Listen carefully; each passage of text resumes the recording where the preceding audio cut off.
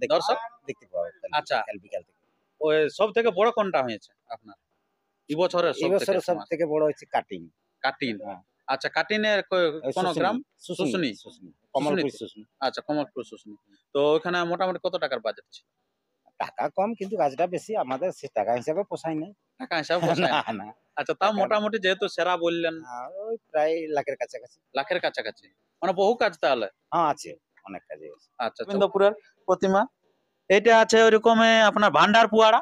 এরকম অজস্র আছে। তো আমি আজকে আর বেশি কিছু কথা না বলে আমি সমস্ত প্রতিমাগুলি আপনাদের কাছে এরপরে দেখাচ্ছি। বন্ধুগণ, আপনারা জানেন যে পুরুলিয়া জেলার একজন নামকরা মূর্তি শিল্পী হচ্ছে, সেটা হচ্ছে ভাস্কর পাল, যেটা হচ্ছে প্রিন্সিপালের ছেলে, যেটা হয়তো আপনারা জানেন, যেটা হচ্ছে আপনার কলা ভবন দেখেছেন নানান জায়গায় যে প্রিন্সিপালের কলা ভবন। তো সেই জায়গা যেখানে প্রিন্সিপালের ছেলে আছে, তো উনার কাছ থেকে আজকে সাক্ষাৎকার পর্ব তুলে ধরবো এবং কতগুলি মূর্তি তিনি বিক্রি করলেন তার সমস্ত বিবরণ আমরা তুলে ধরছি। এই যে প্রচুর কিন্তু গাড়ি লাগিয়ে আছে, পরপর কিন্তু গাড়ি বেড়ে আছে আজকে, কারণ কালকে পুজো, তার জন্য কিন্তু মানে কি বলবো একেবারে পুরো ভিড় লাগিয়ে গেছে। এখানে দেখতে পাচ্ছেন যে কতগুলি গাড়ি আছে, এখানে প্রচুর গাড়ি আছে এবং বহু গাড়ি বের হয়ে গেছে। তো এই মূর্তিটা কোথায় নিয়ে যাচ্ছে, এই প্রতিমাটা, আমি সেটি আপনাদের কাছে তুলে ধরছি, আপনাদের কাছে দু চারটি বক্তব্য। তো এটা কোথায় যাচ্ছে ওস্তাদ? এটা যাচ্ছে বামনি। বামনি? হ্যাঁ। আচ্ছা, বামনি বলতে কোন থানা? ওটা হচ্ছে আমাদের মানবাজার থানা। মানবাজার থানার অন্তর্গত বামনি? হ্যাঁ। আচ্ছা, তো এটা কত টাকা মোটামুটি যাচ্ছে? এটা মোটামুটি 20,000 টাকার মতো। 20,000 টাকার প্রতিমা নাকি? হ্যাঁ, 20,000 টাকার প্রতিমা। আচ্ছা আচ্ছা।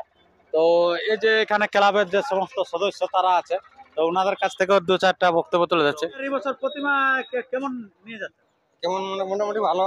ভালো? আচ্ছা, কত কত বাজেট? এটা 20,000। 20,000 টাকা নিয়েছে নাকি? আচ্ছা, কি কি সামান আছে? এটা সরস্বতী আছে নৌকার উপরে, তারপরে একটা পুরোহিত আছে, আচ্ছা, আর নকশা অনেক রকম আছে। অনেক ওটা রকম নকশা আছে, সিনারিটা। হ্যাঁ, মণ্ডপ না গেলে বুঝতে পারবেন না। আচ্ছা আচ্ছা। তো আপনাদের ওইখানে তো ভালো রকম নাকি বলে যে পুজো হয়? হ্যাঁ, ভালো রকম। কতগুলো ক্লাব আছে? মোটামুটি 4টে। বড় ক্লাব 4টে বড়। আচ্ছা, বড় ক্লাব 4টে আছে নাকি? হ্যাঁ হ্যাঁ। আচ্ছা, তো আপনার ক্লাবটার নাম? আমাদের বামনি সার্বজনীন সরস্বতী পূজা মেলা কমিটি। আচ্ছা আচ্ছা। আমরা বুঝতে পারলেন তো এনাদের বক্তব্য। তো যারা হয়তো যাবেন দেখতে পূজা, তো এই যে এখানে চলে যাবেন, এখানে আছে খুব সুন্দর ঠাকুর আছে এনাদের। তো এরপরে আমরা বেশি ভিতরে ধীরে ধীরে চলে যাচ্ছি, সে ভিতরে কিরকম আছে তো সেই দৃশ্যগুলি আমি আপনাদের কাছে দেখাচ্ছি।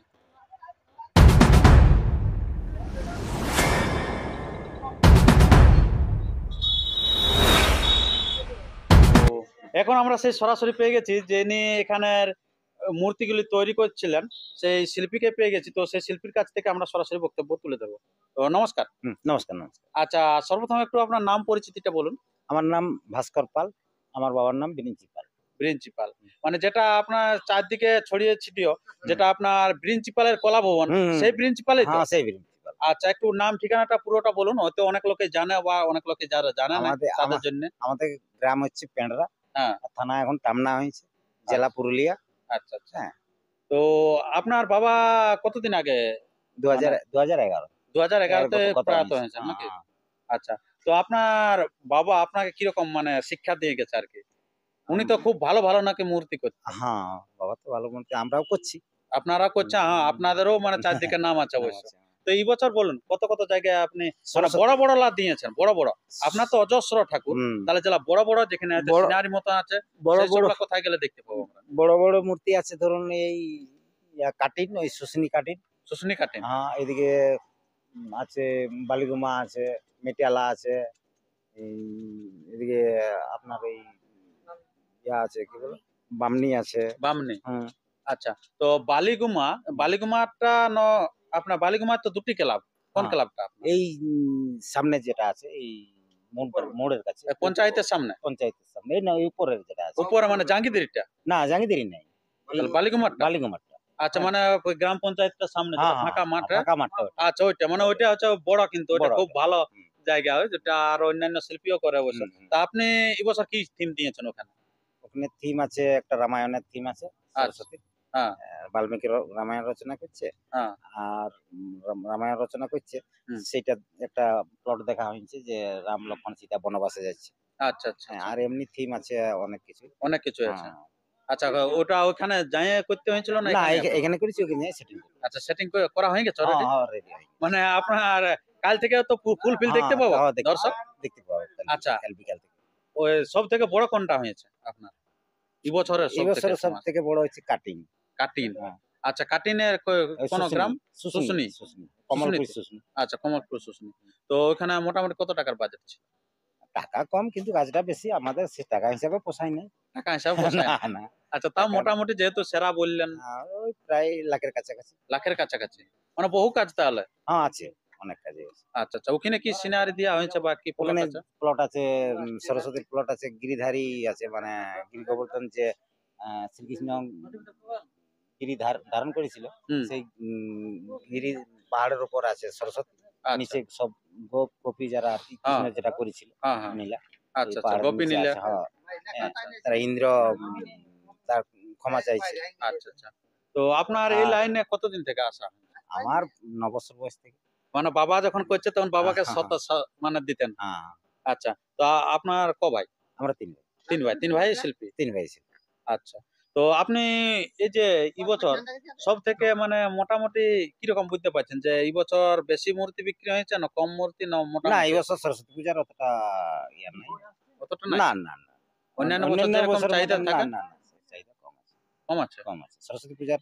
তারপরে আমাদের পুরুলিয়া জেলায় চাষবাস প্রথম দিকটা ভালো হয়নি, ছেলে ছিল সব বাইরে চলে গেছে কাজের জন্য। আচ্ছা আগে তো ছেলেরাই পূজা করে না সরস্বতী ছেলেরাই। পূজা।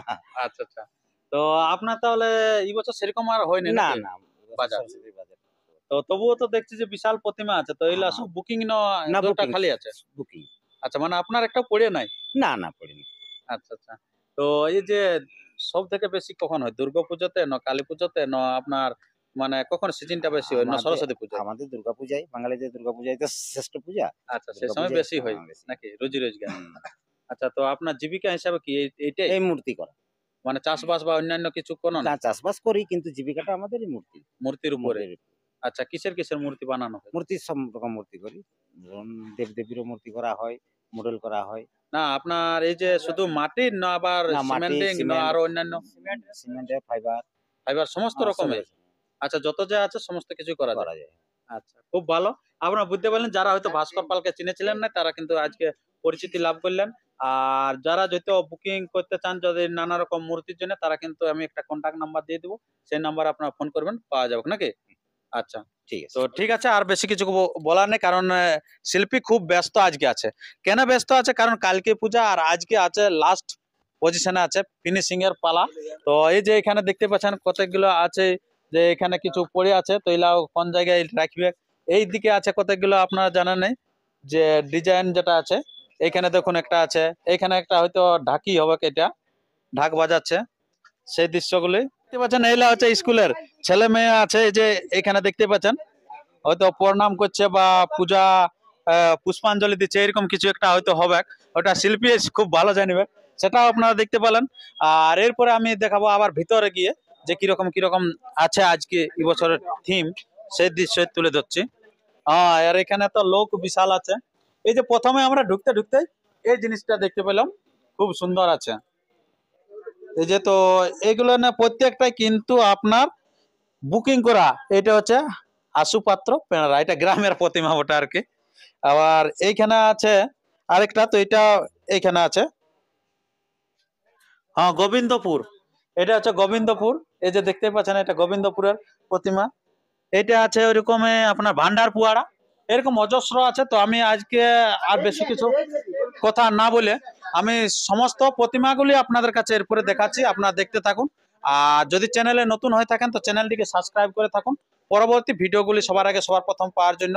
এই পুরুলিয়া জেলায় যত যে জায়গা আছে যেখানে যেখানে আছে ভালো ভালো প্রতিমা, যেখানে জনগ্রামে হয় সমস্ত জায়গায় আমি আপনাদের কাছে তুলে ধরবো, আপনারা দেখতে থাকুন।